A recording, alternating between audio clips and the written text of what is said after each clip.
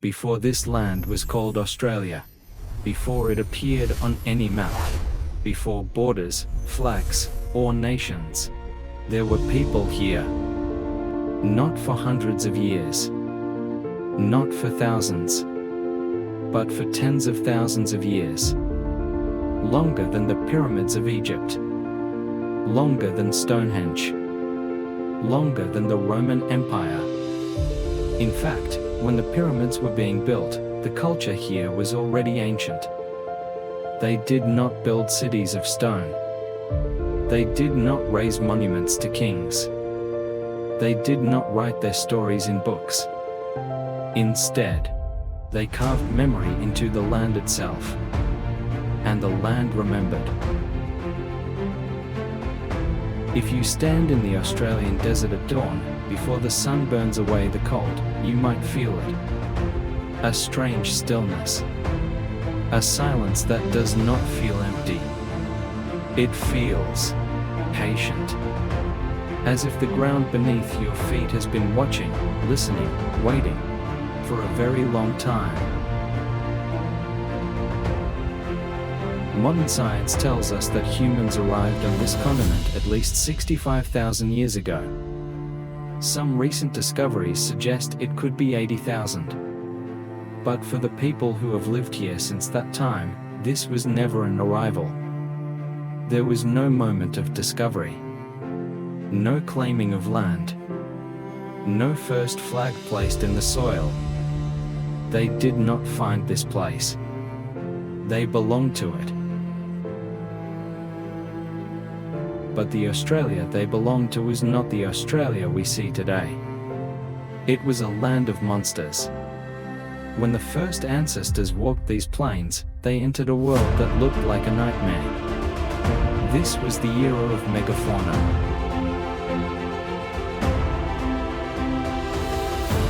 Imagine a lizard, the Megalania, 7 meters long, twice the size of a Komodo dragon, stalking the bush with venomous saliva. Imagine the Marsupial lion, dropping from trees with the strongest bite force of any mammal in history. Imagine the Terra, a wombat the size of a hippopotamus, thundering across the grasslands.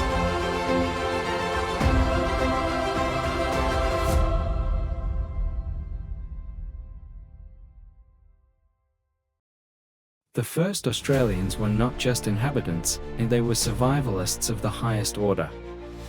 Armed only with wood, stone, and fire, they had to coexist with beasts that could crush them in an instant. They didn't just survive, they learned. They learned that the giant beasts feared fire. They learned the migration paths.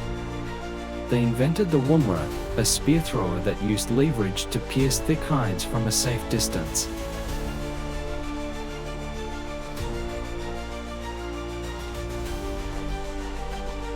This wasn't a primitive struggle. It was an epic war for survival that lasted thousands of years. Eventually, the Ice Age ended, the climate shifted, and the monsters faded into the earth. But the people remained. They had conquered the most hostile environment on the planet. With the monsters gone, a new relationship with the land began. Imagine a world without clocks, without dates, without the idea that time moves in a straight line from yesterday to tomorrow. For Aboriginal people, time was not something that passed. Time was alive. It moved in circles. It folded into itself. Past, present, and future existed together in a state they called the dreaming. The dreaming is not a dream as in sleep.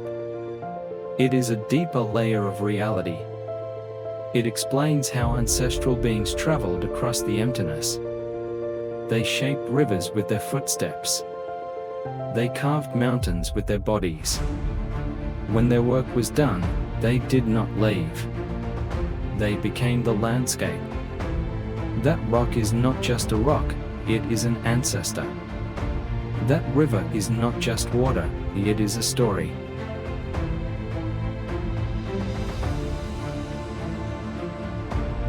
This belief system created a law more binding than any written constitution. If the land is your ancestor, you cannot sell it. You cannot destroy it. You are simply its custodian for the brief time you walk upon it. To walk across Australia was never just to travel. It was to walk through a story. The continent was crisscrossed by invisible pathways known as songlines. Think of it as a GPS system, but instead of satellites, it used music. Every hill, every waterhole, every tree was connected to a specific verse of a song. These songs were not for entertainment. They were maps. High-fidelity data maps. They described where water could be found in the driest deserts. They told you when specific plants would bloom. They warned of dangerous currents in the rivers.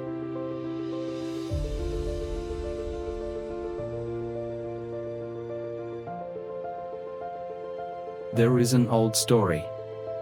A young child becomes separated from their family during a long journey. The sun begins to sink. The vast silence of the outback rises. Fear sets in. But the child remembers the song. A melody taught by elders. A rhythm passed down. So, the child begins to sing. Verse 1 describes the shape of the rocks ahead. Verse 2 describes the tree line. Verse 3 reveals where the water is hidden. By following the song, verse by verse, the child navigates hundreds of kilometers through unknown territory and finds their way home.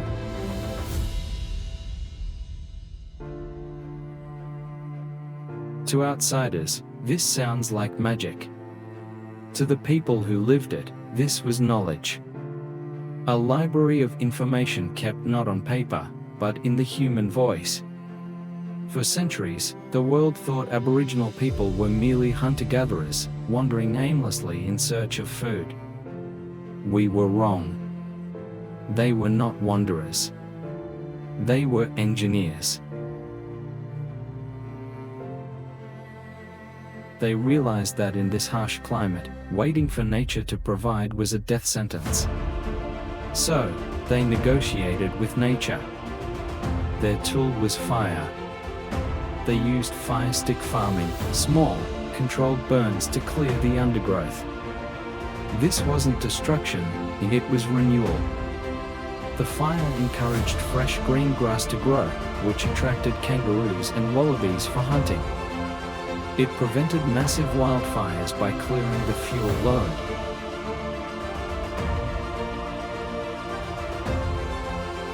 They turned the Australian bush into a managed estate. The open woodlands that early European explorers admired were not natural. They were man-made, created by thousands of years of careful management.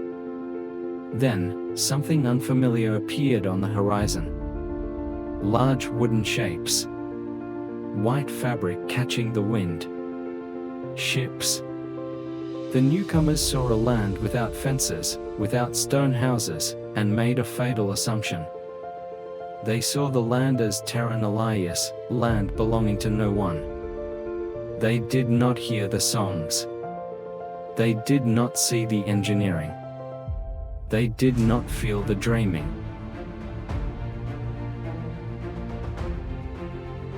What followed is a tragedy that is still being written. But that is a story for another day.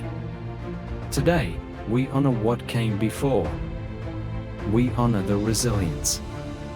We honor the wisdom of a culture that thrived for 65,000 years while other empires rose and turned to dust. Untold Australia is not about rewriting history. It is about listening to what history chose not to write down. Because some truths are too old for paper. They live in the land. They breathe in the wind. And they are still here, waiting for us to listen. This was Australia, before it had a name.